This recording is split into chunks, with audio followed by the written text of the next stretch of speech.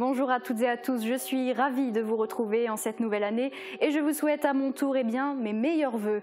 Nous sommes mercredi 5 janvier 2022 et voici les titres.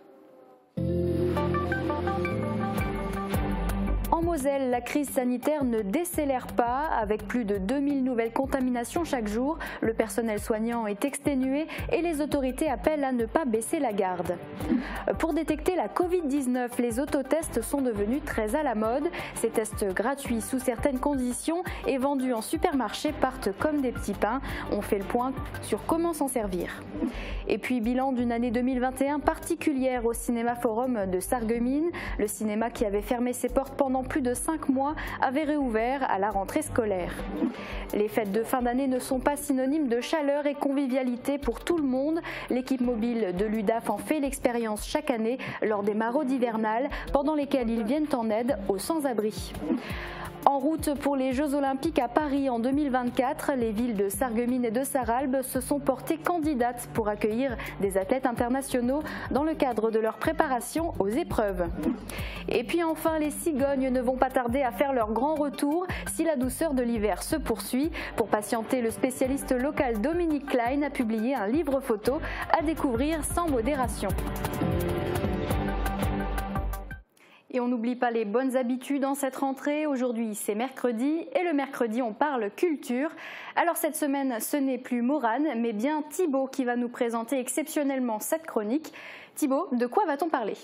Alors je ne vais bien sûr pas parler de technologie, mais je vais vous faire un petit tour d'horizon des expositions de l'arrondissement de Sarreguemines. Eh bien, on verra ça tout à l'heure. Et en fin de journal, on verra que de plus en plus de jeunes font le choix de devenir bénévoles. L'engagement dans les actions de bénévolat a augmenté de presque 10% en 10 ans chez les moins de 35 ans, des chiffres qui se sont accentués depuis la crise sanitaire.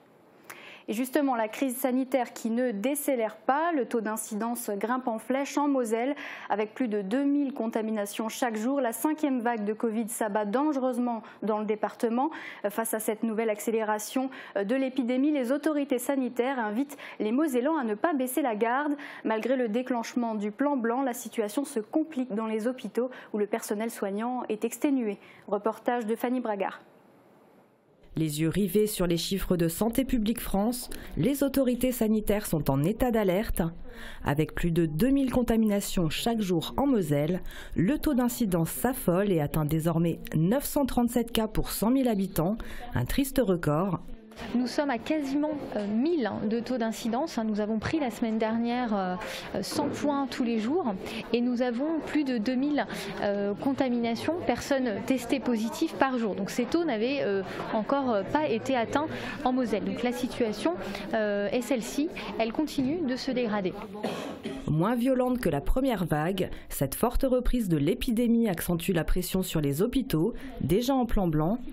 91% des lits de réanimation sont occupés. Mobilisés depuis 22 mois, les soignants sont à bout de souffle. Entre cas de Covid et burn-out, le taux d'absentéisme atteint parfois plus de 20%. Les personnels sont fatigués, vous l'avez entendu, fatigue à la fois physique, fatigue psychologique, une lassitude et puis aussi une lassitude parfois de voir arriver des profils non vaccinés. Si 87% des Mosellans affichent un schéma vaccinal complet, dans les hôpitaux, 85% des patients Covid en réanimation ne sont pas vaccinés. Une hérésie pour la directrice de cabinet du préfet de la Moselle. On a deux armes, c'est la vaccination, le rappel, actuellement nous sommes en campagne de rappel, ainsi que le respect des gestes barrières, en particulier la distanciation physique, le port du masque et le fait de faire du télétravail, de limiter au maximum les contacts, notamment les occasions de retirer le masque. Un masque désormais obligatoire dès 6 ans. Grâce à un nouveau protocole sanitaire, l'éducation nationale espère éviter des fermetures de classes, et ce, malgré la propagation du variant Omicron. Depuis 2 ans, l'école de la République, l'école de notre pays, fonctionne et fonctionne relativement bien et continue à produire des apprentissages auprès des élèves. Face à la multiplication des cas contacts, l'éducation nationale envisage le recours à des contractuels et la mobilisation des personnels retraités afin d'assurer la continuité pédagogique des élèves. Les chiffres publiés par l'hôpital Robert Pax ce matin, il comptabilise 34 résultats positifs sur 668 tests réalisés, 14 patients Covid hospitalisés, dont 3 en service de réanimation. Et dans cette lutte contre la Covid-19, les autotests sont devenus les nouveaux produits à la mode. Encore faut-il savoir bien les utiliser. Pour recevoir de précieux conseils, Christelle Reviaco, Thomas Drouin et Guillaume Dumonteil sont allés à la rencontre d'un pharmacien. Regardez. C'est bien indiqué qu'il ne faut pas toucher la partie qui est au bout. Et donc en tournant 5 fois dans chaque narine,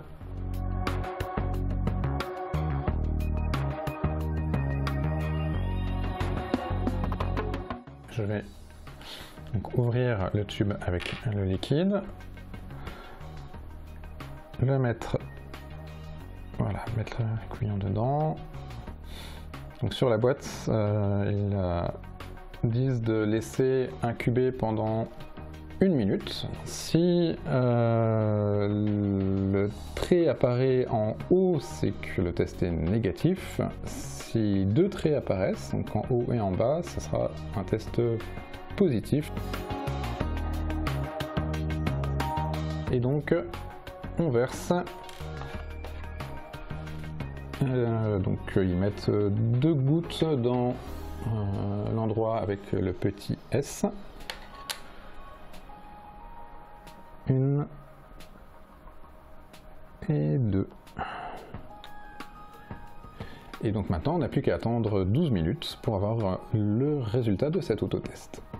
Et voilà, après 12 minutes, le résultat est tombé. Il est pour ma part négatif. Reste à connaître maintenant la fiabilité de ce type de test et surtout si j'ai bien réalisé les gestes.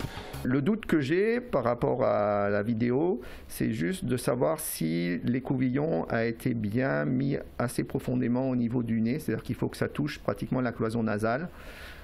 Et en gros, c'est tout simple de savoir si effectivement on est allé assez profondément. Normalement, ça doit au minimum chatouiller, hein, ça doit déranger.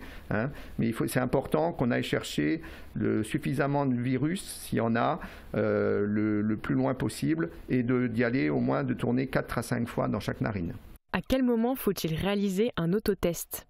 Quand il y a peu de symptômes, il y a des chances qu'on n'ait pas beaucoup de ce qu'on appelle de charge virale.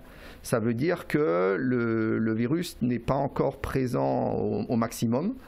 Et donc, il est possible qu'on va dire, il soit négatif, mais il pourrait être positif si on avait un peu plus de charge virale. Ce qui veut dire que moi, j'estime à environ 60%.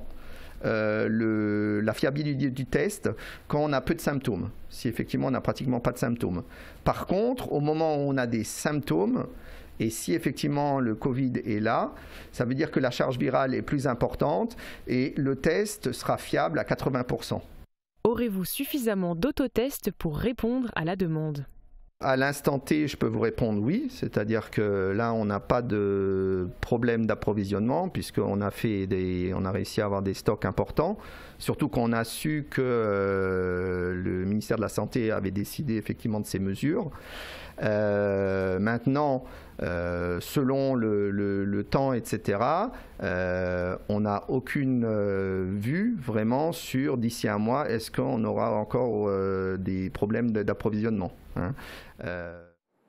Et à noter que les pharmaciens ne sont pas les seuls commerces habilités à vendre ces autotests, hein, vous pouvez les trouver aussi en supermarché. C'est un clap de fin pour l'année 2021 et qui dit nouvelle année dit bilan. Christelle Reviaco est allée poser quelques questions à Jean-Marc Carpels, le directeur des cinéma-forums de Sarreguemines. Il est revenu sur une année pas comme les autres.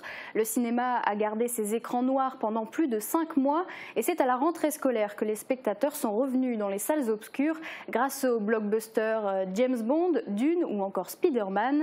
Plus de précisions dans ce reportage. Quel bilan tirez-vous de l'année 2021 pour les cinéma-forums de Sarreguemines ? L'année 2021 reste forcément une année compliquée en ce qui nous concerne, l'ensemble du cinéma français, hein, puisque nous avions été fermés jusqu'au 18 mai 2021. À partir du 19 mai, la reprise a été plutôt bonne, malgré les contraintes que nous avions, contraintes de jauge, contraintes également en matière de calendrier de sortie, puisque là, forcément les sorties ont été un peu moins importantes. Et finalement, au fil des semaines, on a réussi notre pari, jusqu'au jour fatidique du 21 juillet où, avec l'arrivée du pass sanitaire, notre fréquentation a été divisée par 2.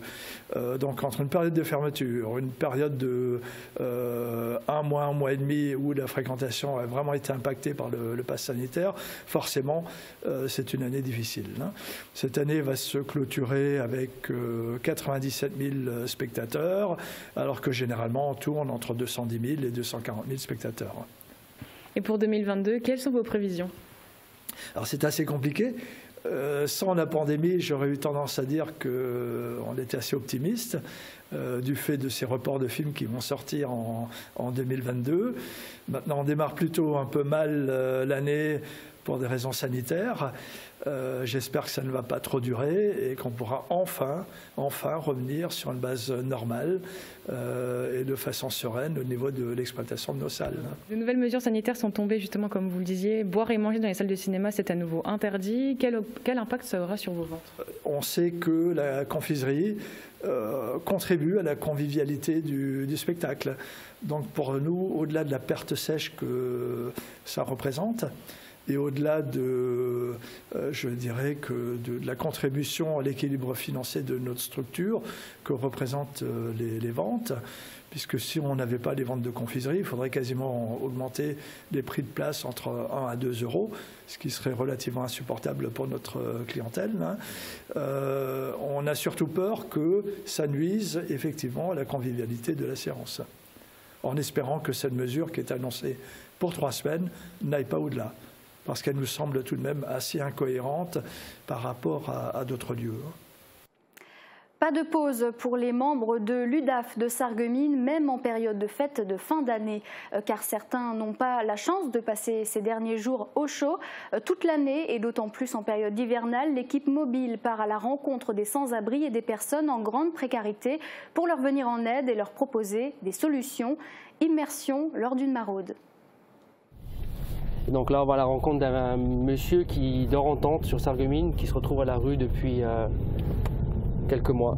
L'objectif d'une maraude, se rapprocher des personnes en difficulté et leur apporter un soutien immédiat, qu'il soit moral ou matériel. Sur le long terme, c'est les aider à développer des projets de réinsertion.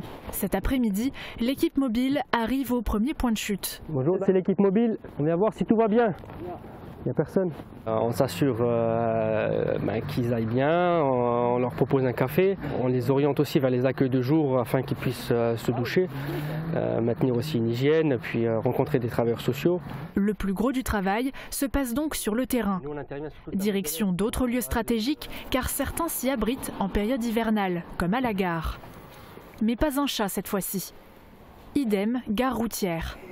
Après, on effectue aussi régulièrement des maraudes dans ces lieux-là, afin de repérer aussi des personnes, parce que parfois on ne les connaît pas et puis elles ne sont pas identifiables.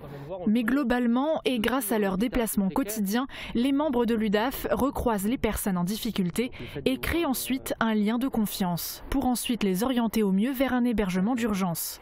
La ronde continue pour l'équipe mobile, qui vient de croiser de têtes connues du secteur. Là, il y a ton père qui peut te récupérer quelques jours. Oui, même plusieurs mois. D'accord. On m'a transféré ici et voilà quoi.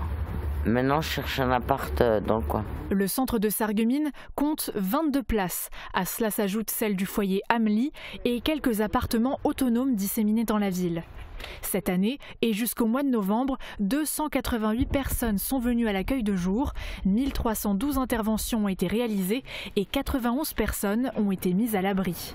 Sur ce point, les chiffres sont en baisse par rapport à 2020, puisque l'an passé, en raison du Covid, des places supplémentaires au sein des hôtels avaient permis à Sarreguemines de mettre à l'abri 188 personnes. Les Jeux olympiques et paralympiques de 2024 auront lieu à Paris, mais avant les compétitions, les délégations sportives internationales installeront leur camp d'entraînement partout en France. On ne sait pas encore où elles iront et pour les recevoir, des collectivités de notre territoire se sont portées candidates. Guillaume Dumonteil nous en dit plus.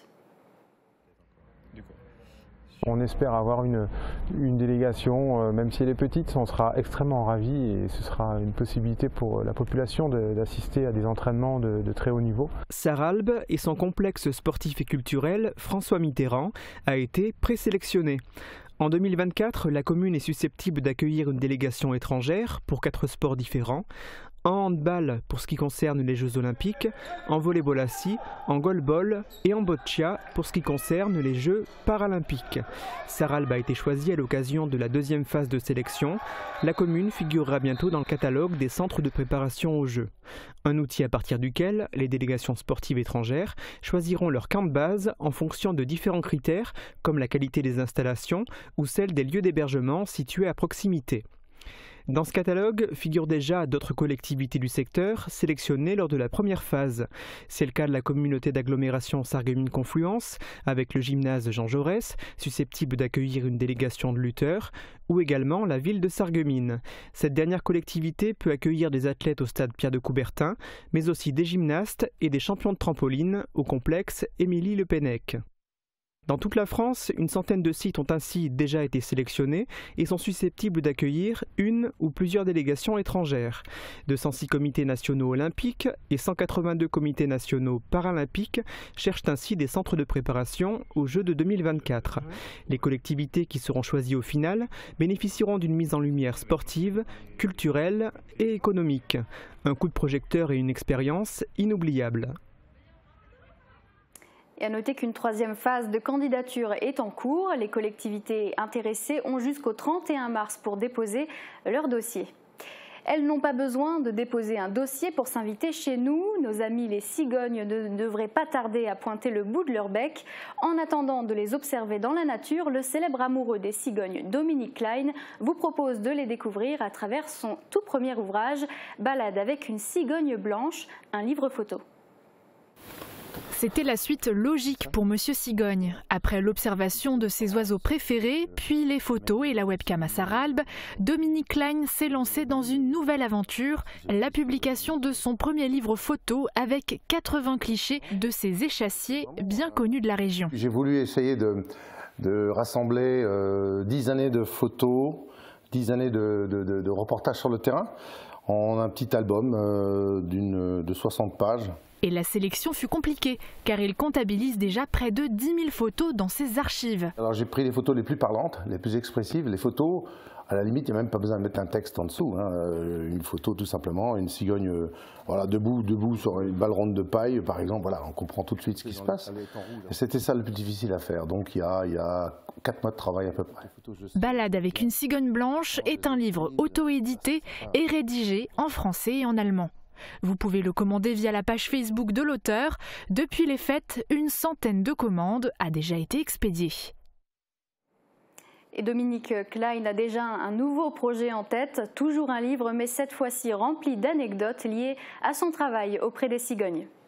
Des anecdotes, il en a lui aussi toujours plein la tête. On retrouve notre chroniqueur Nouvelle Technologie, Thibaut, qui exceptionnellement aujourd'hui va nous parler culture.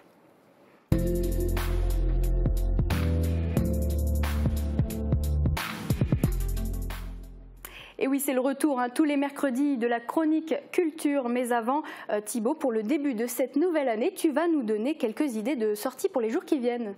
Oui, juste quelques-unes. Alors notez bien dans vos petits agendas. On va commencer tout de suite avec le spectacle Je demande la route de la comédienne, actrice et humoriste Rukiatia Ouedraogo. Elle raconte son parcours de vie, riche en péripéties. Elle se produira sur la scène de l'Hôtel de Ville à Sarreguemines ce vendredi 7 janvier à 20 h. Les billets sont en réservation sur le site de la commune. toujours dans la cité faïencière, mais cette fois-ci, c'est un classique du théâtre. Vous pouvez le 11 janvier à 20h, et encore une fois sur la scène de l'Hôtel de Ville, admirer l'école des femmes de Molière. Alors cette pièce sera jouée par la compagnie Viva, et c'est une mise en scène de Anthony Magnier. Réservation toujours sur le site de la ville. Et pour finir, Margot, nous allons partir à la médiathèque communautaire de Sarreguemines. Vous pourrez participer à l'événement Grand Petit Rêveur. Les enfants de 3 à 5 ans seront invités à écouter toutes sortes d'histoires. Cela se passera le mercredi 12 janvier à 10h30. C'est une entrée gratuite, mais il faudra vous inscrire auprès de la médiathèque par téléphone ou à l'accueil. Merci Thibaut. Alors aujourd'hui, pour creuser un petit peu tout ça, on va faire un petit tour d'horizon culturel. Oui, je vais vous emmener aux 4 coins de l'arrondissement de Sarreguemines pour vous présenter les différentes expositions qui sont encore disponibles dans les musées et les galeries.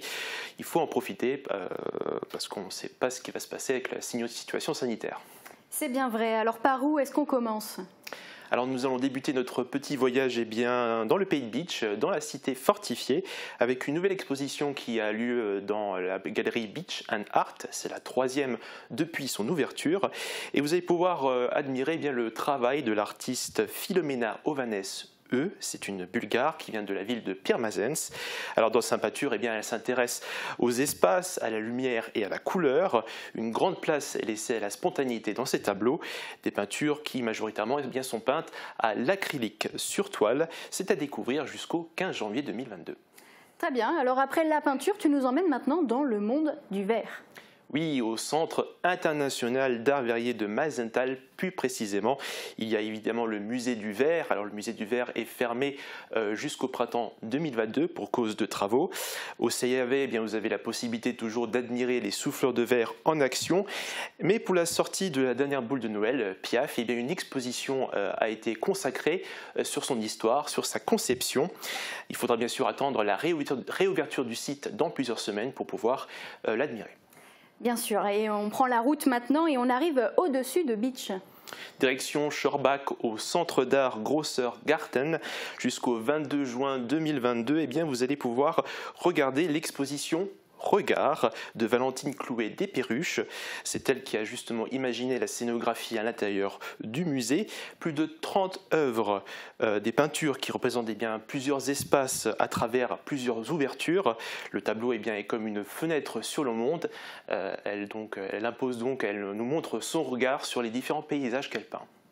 Et pour finir, Thibaut, on se dirige maintenant au musée de la Grande Place. Alors, il n'y a pas d'exposition temporaire que ce soit à Saint-Louis. Je vais vous parler des expositions permanentes qui sont tout le temps là. À Saint-Louis-les-Bitches, vous le savez, il y a la fameuse cristallerie. Dans le musée, vous pouvez cheminer à partir d'un parcours historique où vous pouvez admirer plus de 2000 créations et leur processus de fabrication. Et puis juste à côté, à Sourtes, vous avez le fameux musée du sabotier. Alors on est beaucoup resté dans le pays de Bitche, mais est-ce qu'il y a aussi des expositions du côté de Sarreguemines ? Oui, 3 précisément. Les musées de Sarreguemines nous proposent 3 expositions. Alors attention, certaines d'entre elles se finissent dans les quelques jours qui vont venir. Au Moulin de la Bise, par exemple, vous avez l'exposition Terracotta Domestica qui met à l'honneur l'atelier Polyèdre. Alors Polyèdre, c'est un duo d'artistes qui, comme vous le voyez sur l'image, utilise la terre cuite comme matière principale. Alors ils créent différents objets du quotidien avec des formes assez expérimentales pour troubler un peu notre perception. Elle ne sera plus visible malheureusement cette exposition après le 9 janvier. Le musée de la faïence aussi a également une exposition disponible lui jusqu'au 15 août, donc vous avez le temps d'aller la voir. Un voyage dans les années 70 à Sarreguemines, l'exposition Faïence Power. Une salle entièrement a été recréée, a été designée à partir d'un intérieur des années 70. Vous pourrez donc vous y installer, regarder la télé, regarder des publicités de l'époque et entendre des anciens faïenciers. Et puis à côté, vous avez une cuisine avec sur la table des services de faïence de l'époque. Et il y a également une salle de bain. Il faut savoir que la manufacture faisait, à l'époque, il faisait des salles de bain avec des sanitaires et des carreaux. Et pour finir, je vais revenir au Moulin de la Bise avec une autre exposition qui, attention, se finit également le 9 janvier. C'est l'exposition J'entends ta voix. Alors c'est un travail de collecte de mémoires et de documents iconographiques qui a été réalisé par l'artiste plasticienne Valérie Hendrich. qui a réalisé ce travail avec les élèves de la section langue culture régionale du lycée Jean de Pange. Eh bien, il s'agit de 22 planches typographiées et illustrées grâce à la technique de la linogravure. Merci beaucoup Thibaut pour ce petit tour culturel. C'était sympa de t'entendre parler un peu culture, alors qu'est-ce que ça fait ? Eh bien, ça fait bizarre, moi qui ai l'habitude de parler technologie à tout bout de champ, ça fait du bien d'avoir un petit moment de respiration avec la culture, quoi. Bon, on se retrouve très vite pour parler de ces thématiques. Merci à toi Thibaut et oui, pour parler de technologie, d'innovation et d'environnement. Et l'environnement, eh bien, en Moselle-Est est plutôt doux en ce début d'année. Voyons si les températures seront aussi douces demain et on se retrouve dans un instant. La rénovation de vos façades avec Modern Habitat allie esthétique et une résistance garantie à toutes les intempéries. Retrouvez votre programme avec le Crédit Mutuel, partenaire des grands événements de votre région. Une banque qui appartient à ses clients, ça change tout.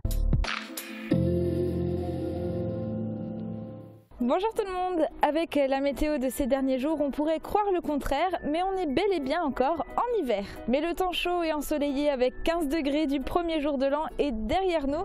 Et pour les 2 prochaines semaines, on va renouer plutôt avec des températures de saison et même quelques flocons attendus en fin de semaine.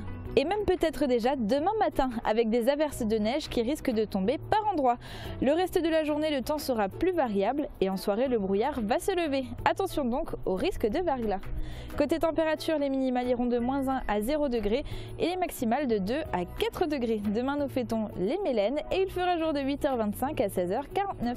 Passez tous encore une excellente journée en notre compagnie et à demain. C'était votre programme avec le Crédit Mutuel, partenaire des grands événements de votre région. Une banque qui appartient à ses clients, ça change tout. Et si les créateurs italiens influençaient l'aménagement de votre maison ? Cuisine, salle de bain, carrelage, Cesa au centre de la Rotonde à Sarreguemines vous propose un vaste choix et un excellent rapport qualité-prix. Pendant les fêtes, prenez soin de vous avec AVS Santé. Matériel médical, orthopédie, audition, service à domicile et transport, quel que soit votre besoin, nous restons à vos côtés. Parce que votre santé est notre priorité. Toutes les équipes d'AVS Santé vous souhaitent de très belles fêtes et vous présentent ses meilleurs vœux. AVS Santé, notre métier, vous accompagner. Pour les fêtes de fin d'année, ne cherchez plus, le roi des vins est à Styrin-Vendel. Retrouvez un grand choix d'idées cadeaux, des alcools, des spiritueux et plus de 3500 références de vins. Et juste à côté, découvrez votre toute nouvelle chocolaterie Jacques Bockel. Création chocolatée d'exception et gourmandise pour tous les goûts. Le roi des vins à Styrin-Vendel, où choisir devient un plaisir. Pause du réseau gaz à Riemsdorf. Aujourd'hui, nous sommes en Alsace. Nous pouvons travailler dans le pays de Bilch, dans le pays de Sarreguemines, même Sarrebourg, et nous déplacer ne nous fait pas peur. Enfouissement de la ligne haute tension à Sourtes. Ça permet une sécurisation de l'alimentation électrique du village et aux alentours. Acquisition d'un camion aspirateur dernier cri. Il nous permet d'aller très vite lorsqu'on fait des trous de sondage en milieu urbain et de travailler en toute sécurité. Un partenariat avec le CHS de Sarreguemines et l'association Réhab. Le handicap a sa place dans le milieu du travail. En 2021, WETP et CMIT ont réalisé 500 branchements, posé 30 000 mètres de réseau sec et enfoui 10 000 mètres de réseau aérien. GRDF, Enedis et les collectivités locales nous ont une nouvelle fois fait confiance. Le groupe Wagner, ce sont aussi 2500 barrières de sécurité, une flotte de 40 véhicules et surtout 50 salariés qui œuvrent au quotidien. Pour 2022, nous vous adressons tous nos vœux pour relever les défis qui sont les vôtres.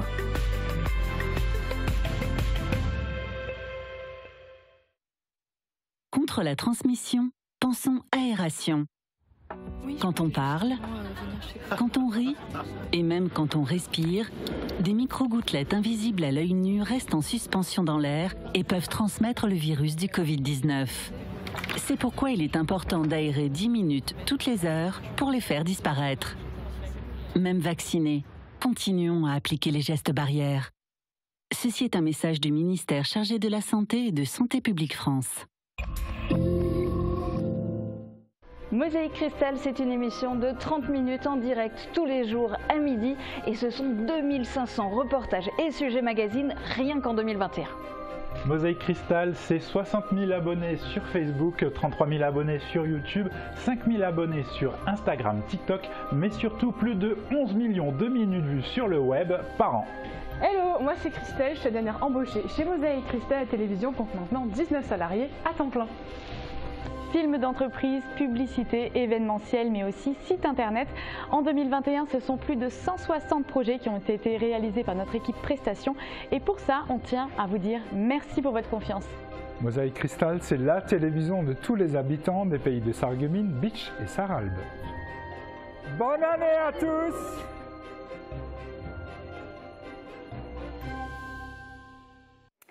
En l'espace de 10 ans, le taux d'engagement dans le bénévolat chez les moins de 35 ans a progressé de quasiment 10%.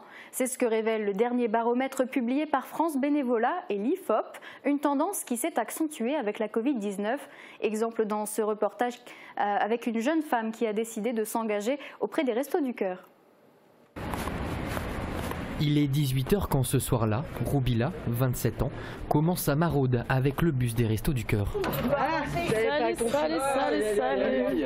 Bonjour, bienvenue. Comment allez-vous tous? Ça va. L'ancienne parisienne, désormais recruteuse pour un grand centre de distribution près de Metz, s'est récemment lancée dans le bénévolat, c'était l'année dernière. Du coup là on va tout installer.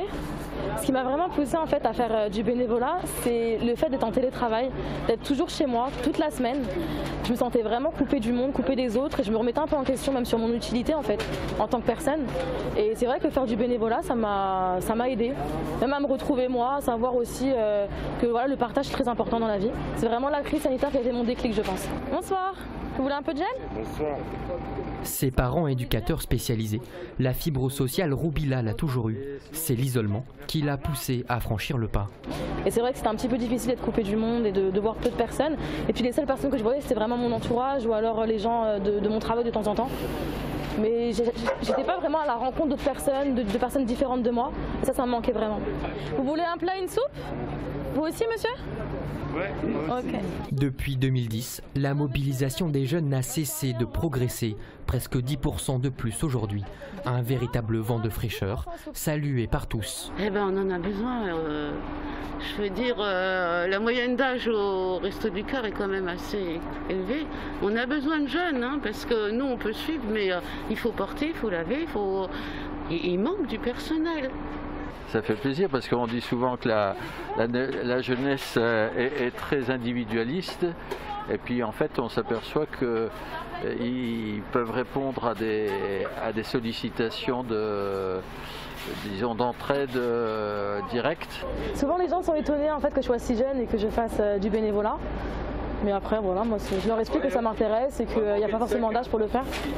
Voilà. Merci. Est-ce qu'il vous faut des couverts, messieurs? Si aujourd'hui, les jeunes comme Roubila sont de plus en plus nombreux à s'investir, ce n'est pas le cas des plus de 65 ans. En 10 ans, le taux d'engagement a dégringolé, passant de 38 à 30%. Et c'est la fin de notre 30 minutes. Merci de votre fidélité. Demain, jeudi, retrouvez Uranie pour une nouvelle édition. Excellente fin de journée à toutes et à tous.